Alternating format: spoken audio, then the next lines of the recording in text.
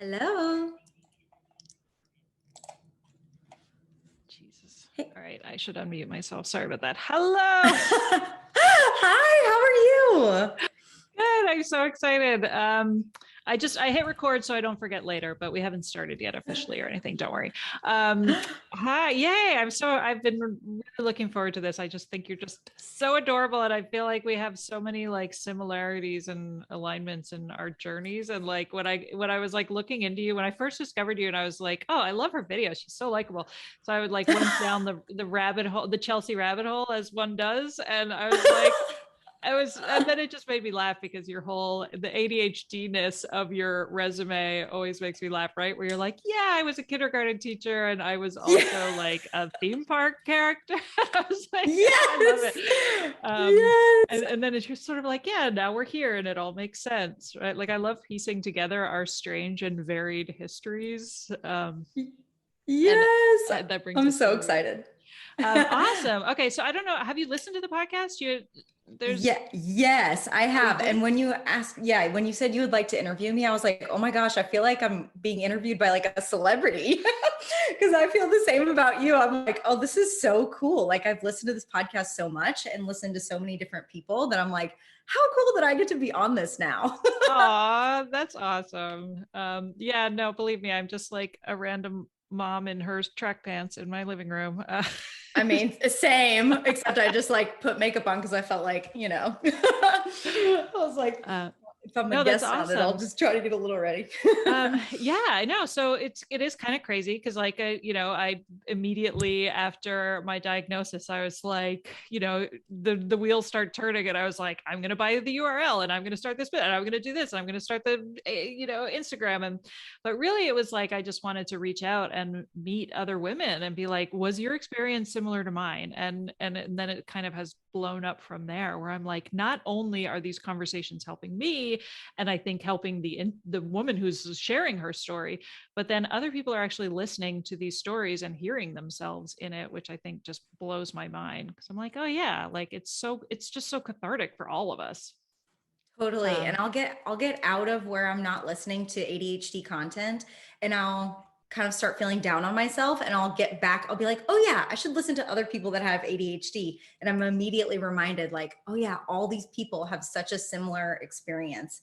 And it's like so comforting. So that's definitely Right. what I feel like your podcast has done. Well, I It's feel very like I comforting. am so immersed in ADHD and I talk to so many people with ADHD that I forget that there are people out there who don't have this experience, right? Like I'm at the point now where I'm like every once in a while I will like come upon somebody who's so aggressively neurotypical where I'm like, "Oh, right. I forget that you guys exist and that we're not all this like hilarious hijinks of chaotic mess, that there are people who are Right. like, my sister-in-law was visiting me over New Year's and I was just, like, her whole life is just so like ordered and explained and logical in a way that I envy and I'm like, oh man, like we just think so differently. I forget. Right. I totally feel that. So we just moved into a new house and I feel like this room is the first time I've used Zoom and the first time I've recorded anything. So I feel like this room is kind of echoey, but I No, don't you know. sound great with Is it your okay? AirPods. Yeah, no, it's fine. Okay, good. And I have Those a work mic out here really well. too, but okay, Okay, cool. no, you sound good. Okay, so we'll start out. I guess I will ask about when you were diagnosed, because it was how long ago was it? How old were you? And kind of what was going on in your life that led you to sort of look into ADHD and put those pieces together for yourself? Yeah, so I was diagnosed this past year, February of 2021. I'm like, what year? What year is I it now? know, right? 2022. It just turned. It always takes till like April till I actually remember the year. So February of 2021, I was diagnosed, and like most of us, I the way it came about was pretty random. I started my business in January of 2020, and I was a kindergarten teacher previously. And once I moved to working for myself, working from home, I honestly thought everything was going to be great. I was going to be like, oh my gosh, okay, nobody's going to be home. I'm going to be in my own environment. I'm going to be able to be so focused. I'm going to get so much done. And you sit down for that first day of work and you're like, what did I get done today? Right. And so I just I struggled a ton with focus and keeping on task, getting things done, following through, all the things that we typically struggle with ADHD, starting my business. But honestly, I didn't attribute any of that. I would have never thought it was ADHD. I was just kind of thinking to myself, well, I need to try harder. Well, I don't have a good work ethic. Well, I just need to, power through it, hustle my way to the top, whatever it is, all that stuff. And later, the way that the ADHD kind of came into the picture was actually a friend of mine who has ADHD. There was a couple conversations that happened around the same time, but a friend of mine who has ADHD, I don't remember exactly what the conversation was, but she said something to the effect of, she said something assuming I had ADHD. And I was like, what do you mean? And she was like, wait, I thought you had ADHD. I'm so sorry. I don't mean anything bad by that. And I was like, what? That's just really strange. What makes you think that? She goes, well, I don't want to say it. I don't want to offend you. And I was like, what is it? She's like, well, you kind of interrupt a lot. I was like, wait, that's an ADHD thing? And that conversation just sparked me to look into it. And I immediately sent the list to my husband and was like, look at these things. Are these not all me? And he's like, no, this sounds like it was written about you. And that kind of sparked the spiral down the road of getting diagnosed. And I here know, we are. right? I know. I talk about how my therapist had been like gently suggesting it to me too, with that way of like, I don't take this the wrong way, but I think you need to look into it. And how like initially I was kind of insulted. Like, do you think I'm like a crazy hot mess? And do you think I'm really chaotic? I mean, she's my therapist, so of course she does. But like, now it's funny because I'm like, oh yeah, I am a crazy hot mess. But there is that feeling of like, if somebody else suggests that you have ADHD, you're sort of like, no, like there is something sort of insulting. You have to kind of deal with that internalized stigma. But then when you have ADHD, to say to somebody else, like, I think you have ADHD is almost like a badge of honor. Right. It's like, no, this is a very good thing. But I wasn't very insulted. I just knocked down my microphone. Let me reset that. Okay, can you hear me good? Yeah, all good. So I wasn't insulted. I was actually curious because I feel like I have always been looking for answers. I was always like, there is something different about me and I cannot pinpoint what it is. Like the way that I think is different. And when I was younger, I was diagnosed with bipolar disorder, which I now think was a misdiagnosis for ADHD. How old were you? Ages for me all kind of like meld together. No, right? And years and months and time is like, I don't understand time. But you were young, like you were still living with your parents and. No, I think I was like 20. I was in my early 20s. Oh, so okay. I'm 31. I think that was like 23 or so. So I kind of am always interested, like ever since then, because I was like, that doesn't hit it on the head, but there's still something, but I kind of pushed it to the back of my mind. So when she said that, I kind of had this inkling and this interest immediately to be like, well, let me look into this. What does this mean? Maybe this is, I didn't know it would connect all the pieces together so perfectly, but it did. Well, bipolar, I mean, there's a huge stigma around bipolar as well, right? But I think I secretly thought I had bipolar. I think a lot of us did when you don't know what's happening. And, I was diagnosed with depression and postpartum depression and anxiety. But again, it was like, I don't feel like those fit. Like for me, a lot of it was like emotional regulation and being like, how come I'm happy 1 minute and then in a rage 5 minutes later? That feels like bipolar. And so that's like, I would always like secretly fall down those Google rabbit holes, but like realizing that I had my own internalized stigma about that term. And right. Yeah. Interesting. Yeah. So you think, so what was going on that you were diagnosed with that in your 20s, or was that too, I don't want to pry. No, not prying at all. That was kind of like the most, I want to say the most hot mess phase of my life, but I feel like it's pretty much all just kind of a mess, but things all work out eventually. But so I like had just gone through a breakup and I started seeing this therapist, and going through the breakup, obviously I was having a really difficult time, and I came in and I guess I was kind of sad and down and yada yada. And then the next time I came in, I was in a really good mood and was really up and excited.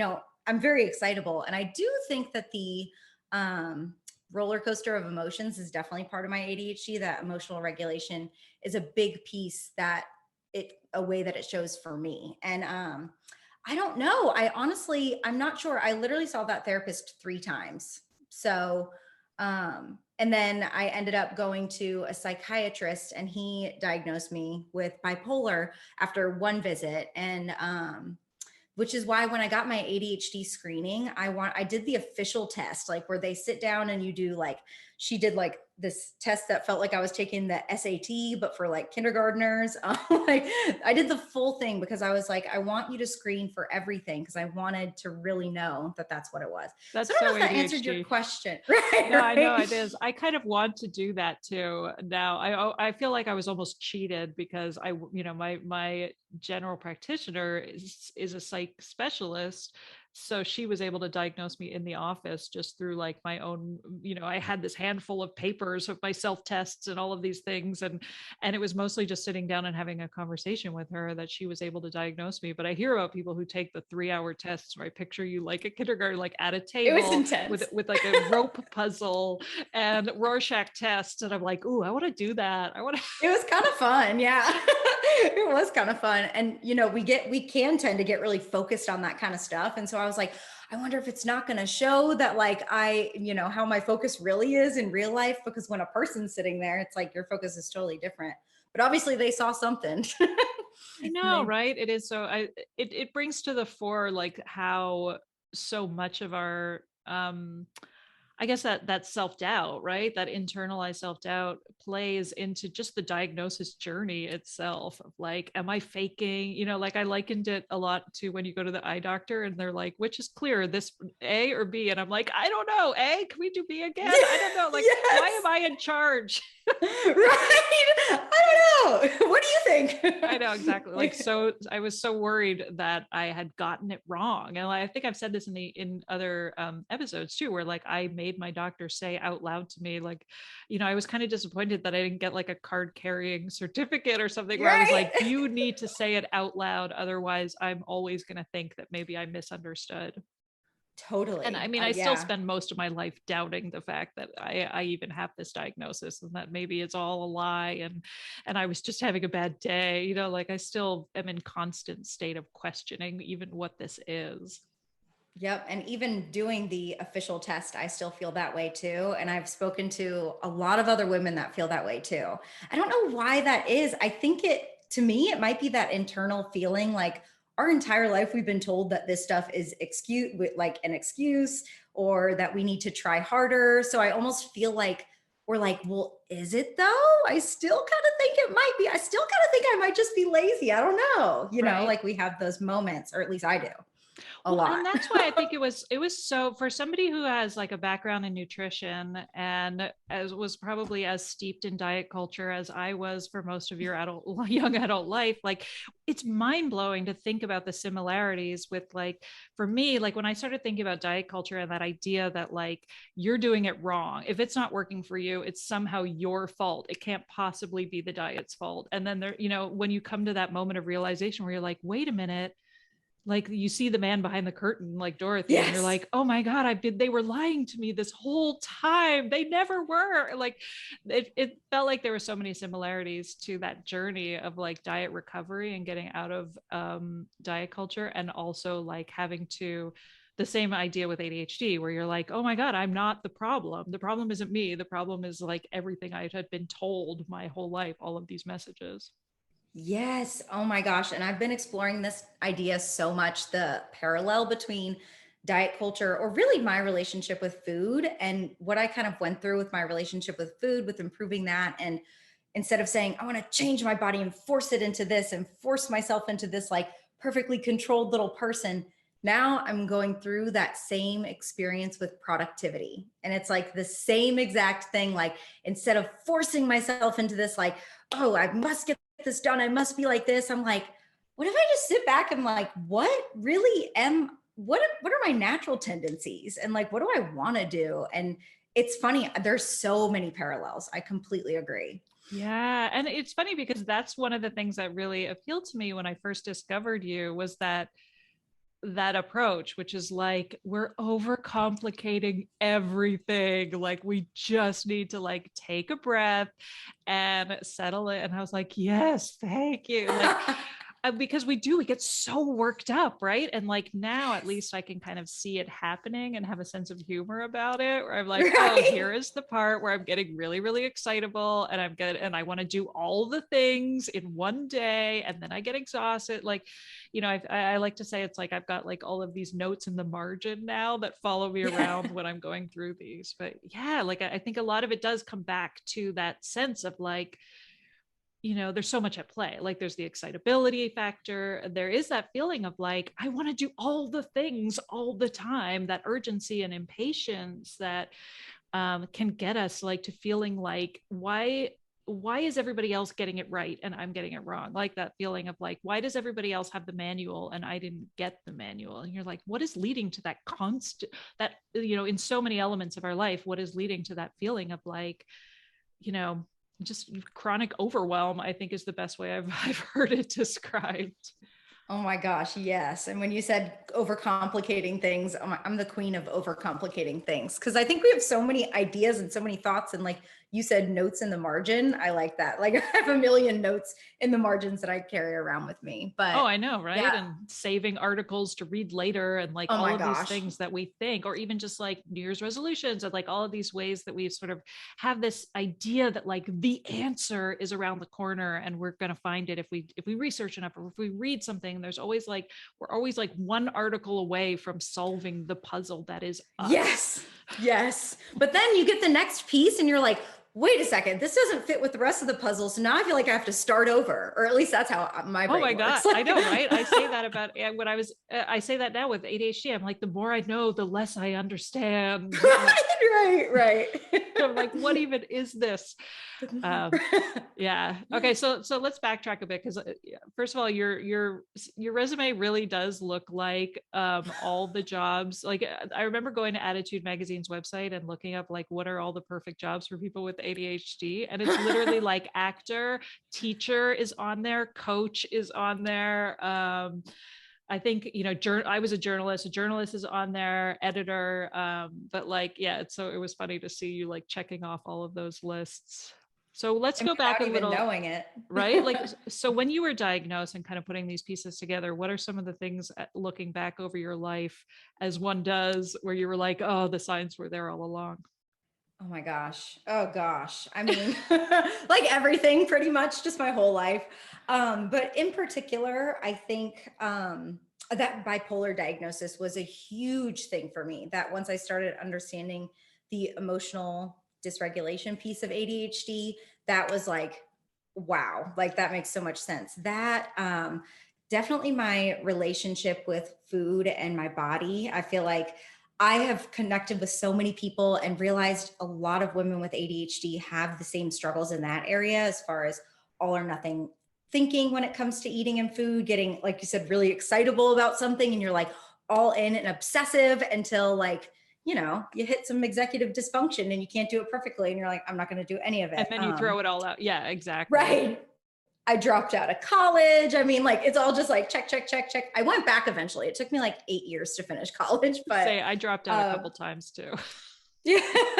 And the biggest thing is like everything I feel like was kind of slipping through the cracks, like just random stuff was slipping through the cracks all the time. So I would purchase a gift for a friend, like, and I would forget to send it. Right. So I find it in my closet 3 years later, or I would forget to pay a bill or a medical thing. I wouldn't like go to the dentist or the doctor because I had to make the appointments and that was too much. Like I hadn't been to the doctor in like 6 years before my diagnosis. I didn't have a general practitioner. I was like, I don't even know what to do. I don't know how to get started with this. A lot of things. I look back and I'm like, wow, that makes a lot of sense now in hindsight. Right. Yeah. I think there's a general sense with a lot of us, like, we're confounded by ourselves because like I often felt like I'm bright. Like I know that I'm bright, but I did really terribly in school. So I think that was a big thing for me, was being able to like give myself permission to release that, like to be like, your experience with academia does not dictate who you are as a person. And I didn't realize how much I was holding on to that Mm. shame well into my adult life, right? Where I was like, I am not a smart person because I couldn't understand why I couldn't do well in school. And like you said, like I always felt like there was some kind of learning disability that wasn't diagnosed. Like there was just something was there that I never could quite put my finger on. But I think there's just this sense of like, I am very competent. Like I should be better at blank, right? And so there's a feeling of like, I should be better at remembering people's birthdays, or like I should be good at everything. and Mm-hmm. and so I thought a lot about like, where does that come from? Does that come from all the pressure that our teachers put on us to be consistent? Right, that we like internalize, right? Because that was something I got all the time in school, which was like, you're good at, you either get an A plus or you get a D. There was like nothing in between, right? And so like there was this emphasis on consistency growing up that I think I internalized. So I felt like I needed to be really good at everything I tried. And like, where does that even come from? I don't, or how do, I think I think, I remember Katie Osaurus on TikTok did a video about like the kind of the seedy underbelly of being really competent at a lot of things we try, and how it leads to that sense of competition within ourselves that ends up being quite debilitating. You're like, oh Yes. yeah, that's deep. I see that. Totally. Yeah. And for me it was like a light switch, but like I did really well and I think this is a part of the difficulty too. I did really well in elementary school, really well in middle school, and then in high school, all of a sudden one semester I had like almost all F's. Like I just no longer cared, right? Because we have to have that interest and that excitement. And I'll never forget that parent teacher meeting with me and my mom and all of my teachers. And this is a moment too that I look back and I'm like, oh, this makes sense. And my mom's like, you must have the wrong child. There is no way. I've never had to like tell her to do her homework or anything. But it was just like that on and off switch. I feel like we have this like on or off switch. Like you said, we can be so insanely competent in one area, but that's when the switch is on. And when it's off, we're just like, no, Right. you know?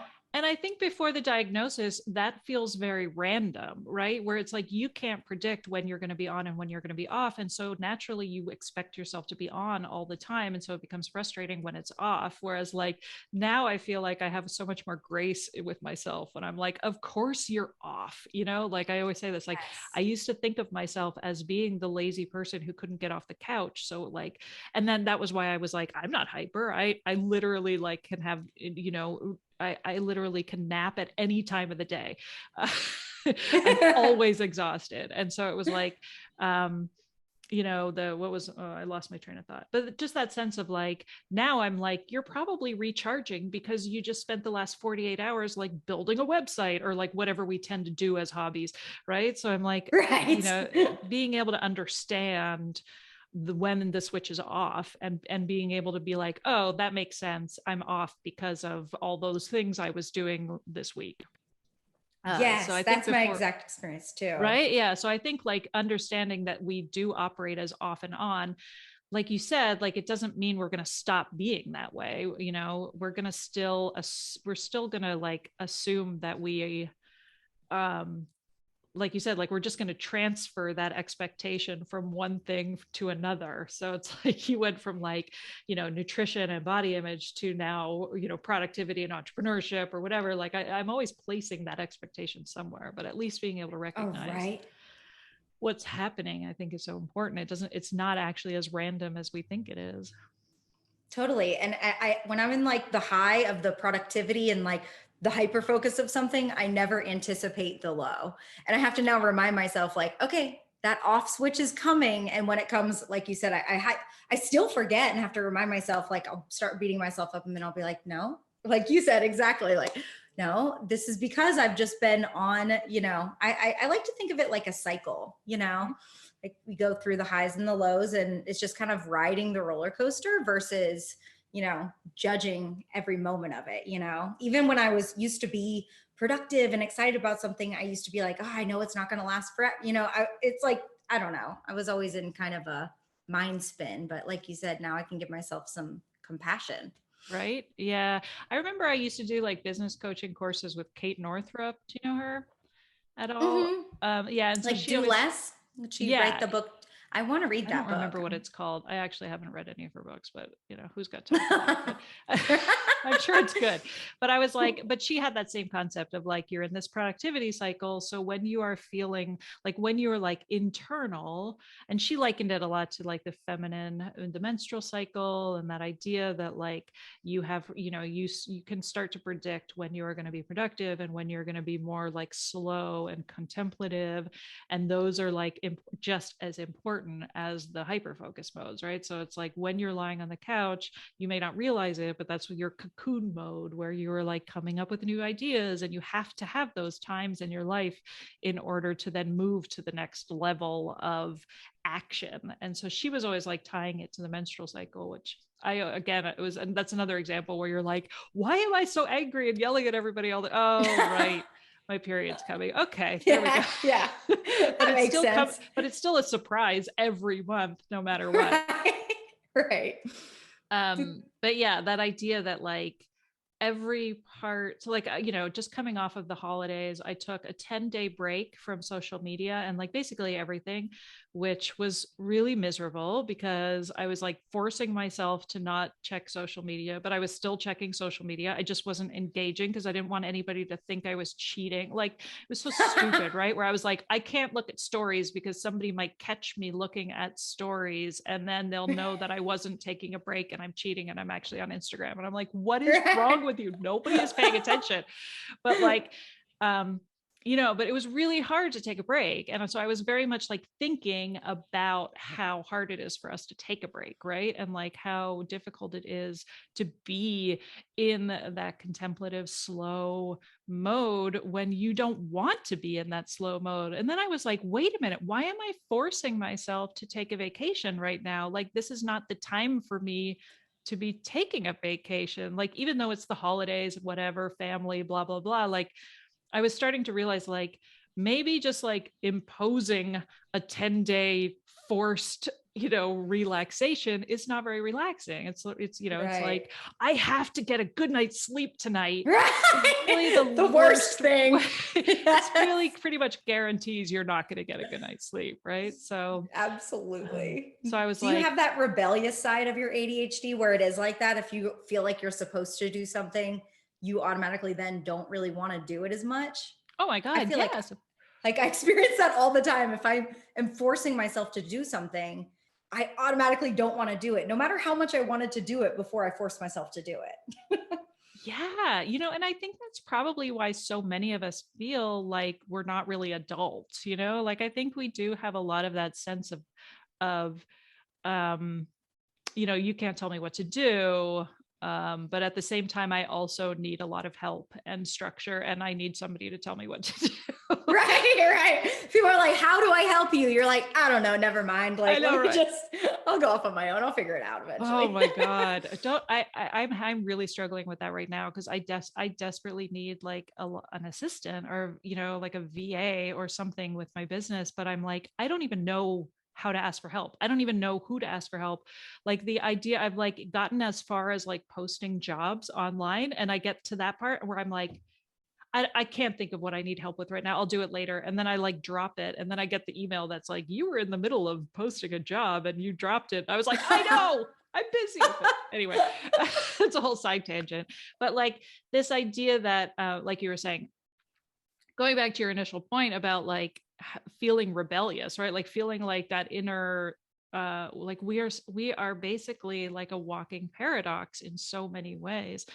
And we feel like children.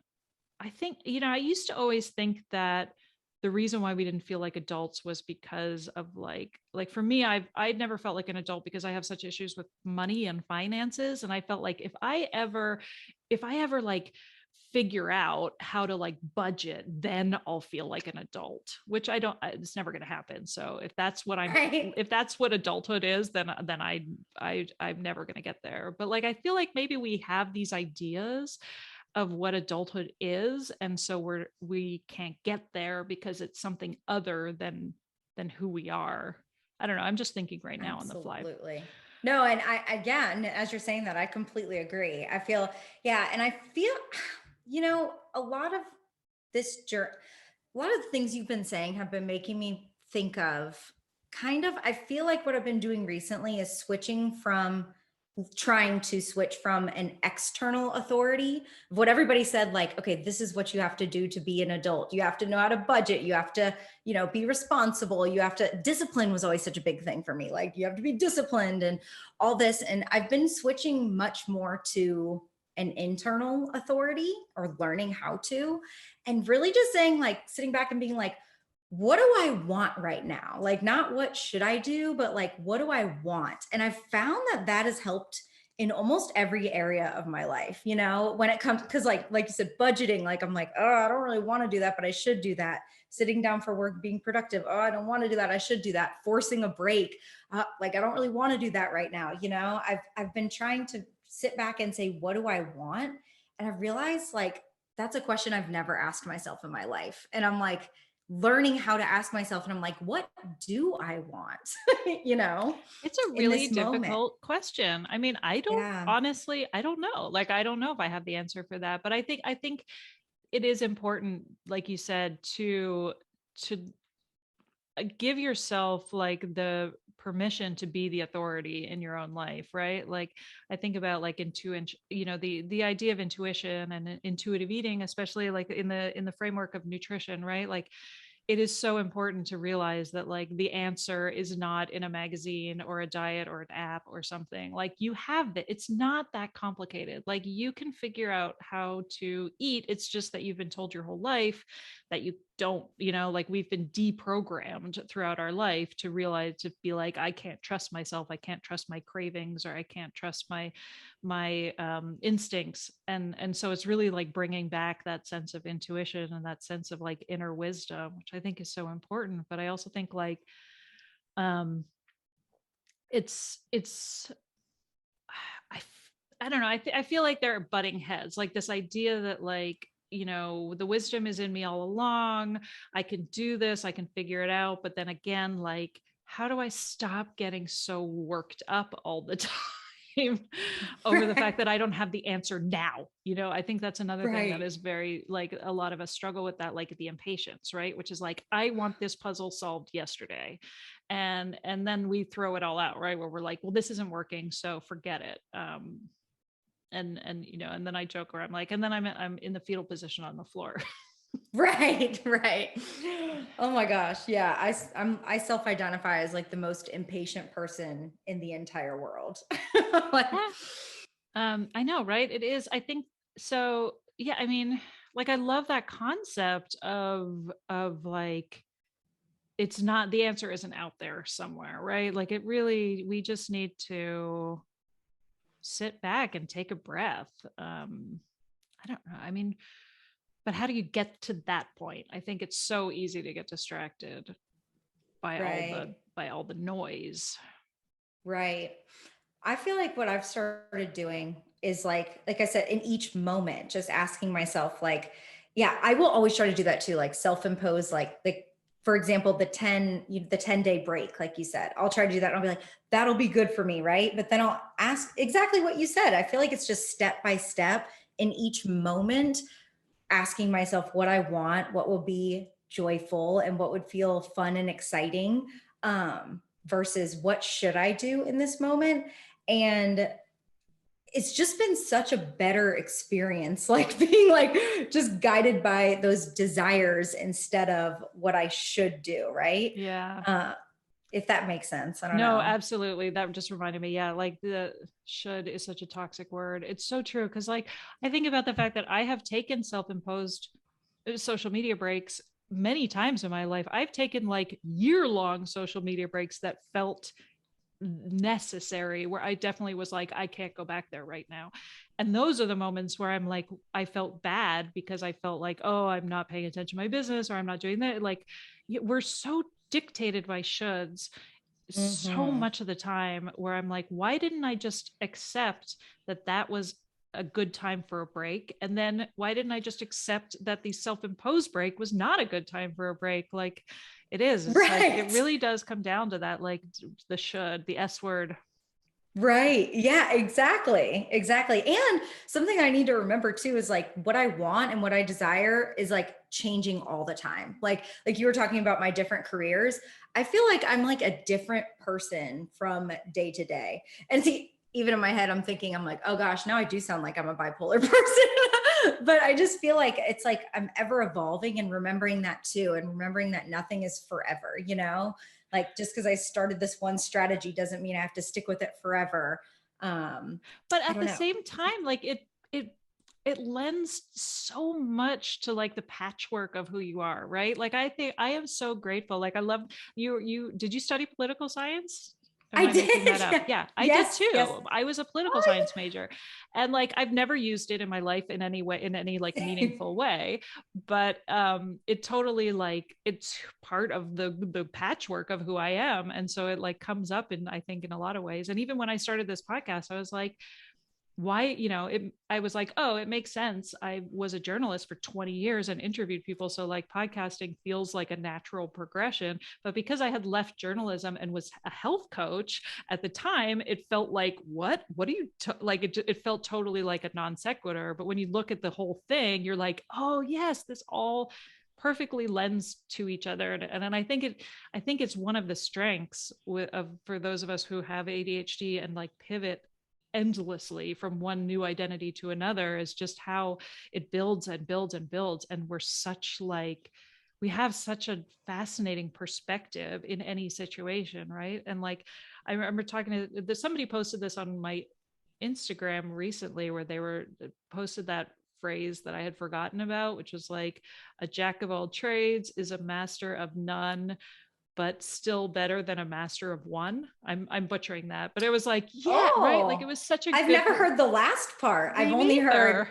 wow, I like that. And it was basically a post about like giving yourself permission to have lots of hobbies and to never finish anything. And because I I was love like, I that. think we always feel bad about the fact that we are like halfway through a million projects, and that, we feel shame around that. And I was like, what if we just stop feeling shame around that and just realize that that was actually a wonderful way of experiencing bites of a lot of things, and that that's actually really powerful. And then somebody put that phrase, and I was like, yes.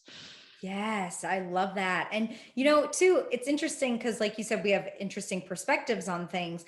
I feel like I make connections between big jumps. Like I'll make a connection between politics and diet culture and ADHD, and I'll make these connections that other people don't see. I feel like that's a strength of ADHDers as well, making Well, those connections because we've been in all these, if we've had our hands in lots of different things, we're like, see connections that other people don't see, right? absolutely. I think it's, yeah, or even the fact that you were able to see that you were like, oh, I'm putting this same mindset into productivity now. The fact that you were able to make that leap for yourself, I think also like is a kind of real-time experience of that, right? And I think it's why a lot of us go into entrepreneurship and coaching specifically. And I think um why that's a real asset, I think, for coaching, is to be able to kind of see behaviors and make those connections really quickly. And as one coach to another, just being a little Totally, like totally. a Yeah. little shout out for the profession. But yeah, I think it is something that, like, I think it's important for us to kind of change that narrative and be like, that is actually a really important skill. It's just kind of a hard skill to quantify in the workplace, or, like, I keep thinking about, how, in, in general, it's looked at as important to like stay with a career for a lifetime. And like, why is that Does that make you important? want to die inside? Because Oh that my really God. makes me Yeah. want to die inside. I'm like, oh, I can't even imagine that. Like, no. Well, like my husband he's had 2 jobs since I've known him for 20 years. He's been at 2 different companies with 2 different jobs. So he keeps getting those milestone rewards where it's like, congratulations, you've been at this company for 5 years. You get a free set of luggage. And we have all of these like weird random gifts that he gets when he reaches these milestones. And I'm like kind of jealous because I'm like, I don't get free luggage with my weird, new job every 6 months. But at the same time, I'm like, I can't even imagine what it would be like to be doing the same thing for 20 years. Right. Does So your husband, I'm assuming your husband is neurotypical, it sounds like. he has to be. I mean, I'm like, the more I learn about ADHD, the less I understand it. So he definitely has a lot of interesting executive function qualities. And like, we have a lot of conversations about like forgetfulness and planning and structure, where I feel like it's such a huge spectrum, right? Of like what is affecting you and what isn't. And the degree to which it's affecting you, I think is another one. But like, I think I mean, there are certain things like being in the same job for 10 years where I'm like, you have to be neurotypical, but like, what even does that mean? I don't know. But then there's Right. other times where like he will absolutely drop the ball on something where I'm like, that is so ADHD of you. That is so funny because that is my relationship with my husband to a T, because he's also been in his job from college. He's been in construction management for I don't know how many years. Like I said, number years are hard, but a long time, like more than 10 years. But there are these little traits that now that we know so much about it, yeah, it's almost like there's a scale, right? Like it's like you're somewhere along the scale. It maybe is not as black and white as we want it to be, Oh, I know. Yeah, like exactly. everything. It's easy to categorize. Well, and I think, yeah, I keep thinking of a friend of mine who has ADHD, and we talk a lot. We go on these walks and we have these like epic conversations about like, what is it? Is it genetic? Is it trauma? Is it, the pandemic? Like I feel like I'm constantly asking these questions about like, what is it? Like I need this like very straightforward, logical definition of what ADHD is. And she's always like, does it really matter? Like at the end of the day, really what it is sort of it's an explainer that helps you deal with behavior or emotions or executive function. It's a way to kind of frame who you are in a way that is helpful to you. And like, isn't that enough? And I'm like, it really should be enough, but it's It not. should be, but it's not. You know what I like in our brains too? I feel like it's like a dog that needs a bone to chew on. Like it like needs something to like stimulate it. Like, cause I do the same thing. I'm like, no, I need to know. And it's like my brain just needs something to like, it's like a dog that needs a chew toy, I know, right? And yeah, and I sort of just make myself feel better where I'm like, that obsessive desire to figure out if this is in fact ADHD or if this is something else, like that's all the evidence you need that it's ADHD. Yes, right. Yeah, because I will go down like super like, oh my God, wouldn't it be terrible if I started this podcast and I did all this stuff and it turns out I'm a total fraud and it was, I don't actually need the glasses. Who put me in charge? Right. Oh my gosh, I totally feel that some days. And so you switched, are you taking a break with your podcast or what's going on? Because I know you switched over to like more of an ADHD theme with your podcast. So let's talk about vibrancy, because if you don't want to talk about it, if you're like taking a break with it, that's fine too. But I know that's also part of your umbrella that is Chelsea. Yes, no, well, I am taking a break. I mean, But no, this is when good because it's like this is a natural transition, right, right? That you should not feel any right. shame or questioning. It's just, it is what it is. Yes, and I feel like no, you're totally right, because I feel like back to what we were talking about before, I feel like I'm taking that next step in understanding how I work and understanding what business structure is going to be best for me. So I kind of took a step back and have been trying to figure out, because there are 5 million things I want to do. Like I'm ready to pivot again because there's just so many different things I want to do. It's insane. And so I took a step back from the podcast, but I am restarting that very soon. So I've been recording behind the scenes, but can I tell you, really why I haven't, it's kind of fun. The reason I haven't started, I have 3 recorded that I recorded with guests. I just haven't gotten around to getting a new editor because my editor said, you know, obviously she couldn't just like, she had to take on other clients. And so I'm like, that's a thing on my list that I'm like, I need to do that because people are just waiting. And, you know, that's the ADHD in me. That's the honest truth, is like, I took a little break. It didn't mean to be that long, but there's this one thing holding me back, like the VA thing with you. Oh my right? God. Yes. Right. Where you're like, the exact it's same thing. the thought of doing that is just stultifyingly boring. So I would rather just do everything else. I know. So it's been on my to-do list for 2 months. So That makes so much sense. yeah.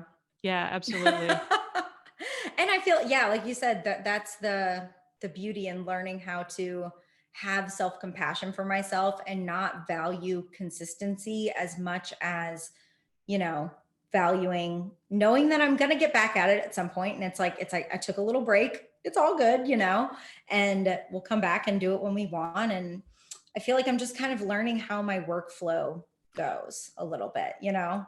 I mean, that's something that I think I struggle with a lot, which is like you said, wanting to do a million things all at the same time. And also feeling like I wish I could be relaxed and go with the flow and be like, everything happens for a reason. And everything is going to work out. And I mean, I hired a freaking business coach who told me that, who was basically like, just do the thing, you know, just be, you know, everything will work out and you'll figure it out. And I was like, oh, wow, I'm so glad I paid you thousands of dollars to tell me that. but it was basically like that I think that the contradiction between wanting to do a million things and also worrying and needing to like relax and let things happen naturally, but also worrying that like all those things are going to fall through the cracks and you're going to end up at the end of the day having done nothing, right? And that I think is like that pendulum, which is like I don't know how to hold on to things. And one thing actually my business coach was really great with was she basically was like, don't stop the podcast. She was like, the podcast is the thing. So you're going to get distracted by all of these other things that you want to do around it, all of these opportunities that are going to come up. And she was like, just hold on to that one thing, make that your anchor. And because that is fueling everything else. So she was really good at like helping me with that part, at least. So even like, you know, even though I can get distracted by a million other business ventures throughout the week, like I know at the end of the day that I have to continue with this one thing. And so like when I got to my 1 year anniversary, I was like, oh my God, I've never done anything for a year other than, you know, like it was like a huge milestone for me, because there are weeks where I'm just like, I do not want to, like, it's, you know, I don't want to put it out. I want to have the conversations. I want to do the fun stuff. I want to have the interviews, but like the other boring stuff tends to get in the way. I don't remember what I was talking about. I think it was the idea that I have like, no clue. well, I think that idea of like wanting to, you know, wanting to do so much, and the fear that I'm going to miss out on all of it and have nothing in the end, I think is that, because I feel like we do have that feeling, right? Where it's like without consistency, there is a tendency to feel like I have nothing to show for my life, the way that like my husband has his luggage. Right. I don't have my gold star. Right. Like, you know, I don't have anything to show for all of this other than the patchwork, you know, and maybe that's what we are looking for. Maybe we're looking for something that is like, you know, something of all those million things that's going to shine brighter and be like, this is the thing you need to go after. Yes. And, you know, the thing is, I mean, for me, I feel like for the first time last year, identified my values. I was like, what is it that I value? Like truly deep down inside, what do I value? You know, and some of the things that I wrote down when I did this was like surprise, delight, novelty, you know, like things, none of it was like productivity, you know, like genuinely, I don't really like value productivity. And I think realizing that helped me, like, it's almost like a compass now, like I wrote down those values and I look at them every once in a while when I feel like I'm getting lost in the weeds. And I'm like, but am I doing things that surprise and delight me? Am I doing things that, you know, the things that are on this list that are, you know, values based?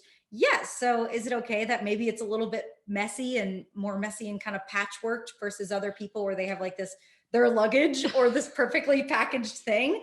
I'm like, I think at the end of the day, I'm kind of okay with that, you know? Yeah.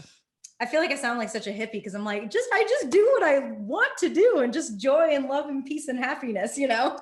No, but it is like, it really, it is that simple and profound at the same time, I think. Um, if you can hold on to that. I mean, I Yeah. fall back into the, I go back and forth all the time, like you said, and overcomplicate it and then try to come back to like, okay, what do I want to do? What feels joyful? Right. Well, I think So, that and allow it to be messy. well, and I use the metaphor of meditation a lot too, which is like meditation isn't like being in the zone all the time. Meditation is about coming back to the zone whenever you notice that you're not in the zone. And like you have to, and so it's like, it's just about, like you said, like trying to get back to that place as often as you can once you've noticed you're not there anymore. And like you get Mm-hmm. distracted a million times, but it's like, okay, let's go back. Okay, let's go back. So like having those base values, you're right, that's really important. Mm. So now how about the habit edit? Tell me about that. Then tell me about how you came up with that name and kind of what's going on with that community and how people can find you Yeah, and work with you. absolutely. So first of all, when is this going to come out? Do you know? Or There's is it going to usually be a about, while from now? yeah, there's usually about 2 months between Okay. when do I have it scheduled? That's okay. Yeah, It doesn't have to be. you're end of February at this point. So Okay, if you want, perfect. and I will check in with you. Like I'll send you an email and check in if there's any new things that you're working on that I'll put in the introduction. Because I know we have a tendency, like 2 months is basically like 2 years for an Right. ADHD entrepreneur, where you're like, no, I've completely reinvented myself. Right. And that's exactly why I was asking. Because I am going through a transition Okay, with the that's fine. habit edit currently. So the habit edit I created as a membership, and it's a health and mindset coaching membership for women with ADHD. And I am turning it into a course. And it's all about kind of using your all or nothing thinking to your advantage, basically, and kind of working with your ADHD brain instead of constantly trying to fight it. And a lot of what I've been talking about, like following the joy and finding joy in wellness habits, right? But I kind of decided the way that I work with coaches and the way that I work with other people is I'm like obsessed with somebody and I'm obsessed with their work and I like want to work with them for a little period of time and like try their strategies. And I'm going to like pull little pieces, like little gold nuggets from what they taught. But then eventually I'm going to want to move on. Right. And I feel like other ADHDers are kind of like this. So I thought if it was an online course format, that might be better for people. Like I want to be a piece of their journey. I don't want them to feel like I have to be their whole journey. Like they can take what's great from the course and then eventually move on and find something else, versus a membership feels locked in for them, right? It's like this thing where like, oh, I'm stuck in this thing and I'm supposed to do it. And every time you fall off track or find something else you're interested in, then you're supposed to come back to, Mhm. and it's the same with me and my work too. I'm like, wow, I've kind of done what I always do is I've locked myself into this schedule when I want the freedom to flit into other creative endeavors. So it's turning into a course and it's basically a way to kind of use novelty. So the way it's structured is we do one new habit a month. So basically you can kind of dive all in on one habit and go like that all or nothing feeling that you would have when you start a new diet. You start a new habit that way. And it'll be like you can do that for exercise and then you build in hydration and then you build in, eating vegetables or whatever it is for you.